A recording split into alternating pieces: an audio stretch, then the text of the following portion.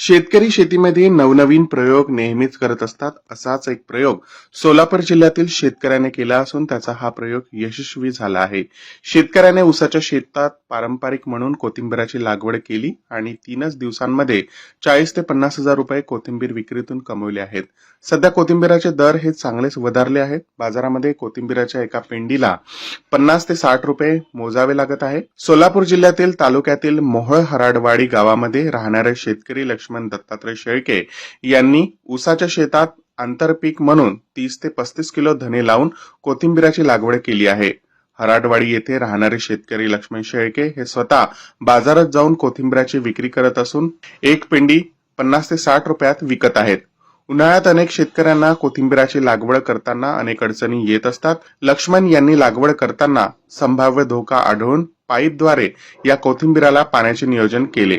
त्यामुळे मे महिन्याच्या कडक उन्हाळ्यात त्यांच्या कोथिंबिराला पाणी पडत राहिल्याने पीक जोमात आल्याने लक्ष्मण यांचे म्हणणे आहे.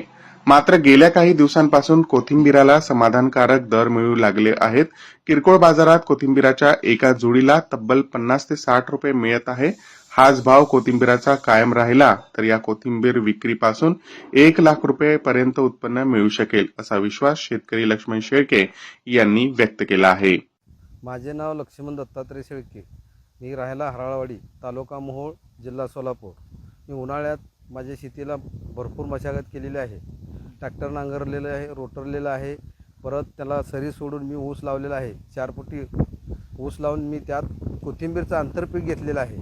आत्तापर्यंत मी 5 ते 10 वर्ष झालं कोथिंबीरचं पीक घेतो, पण त्यात मला काही फायदा झालेला नाही. यावर्षी चांगला रेट आहे. मी कमीत कमी 30 ते 35 किलो धने लावलेले आहेत आणि त्यातून मला फायदा होईल की मी आत्तापर्यंत 40 हजाराची कोथिंबीर विकलेली आहे. अजून मला 1 लाख रुपयेचा कोथिंबीर होईल अशी मी अपेक्षा करतो. हे भाव जर कायम राहिला तर तेवढे माझे पैसे होतील.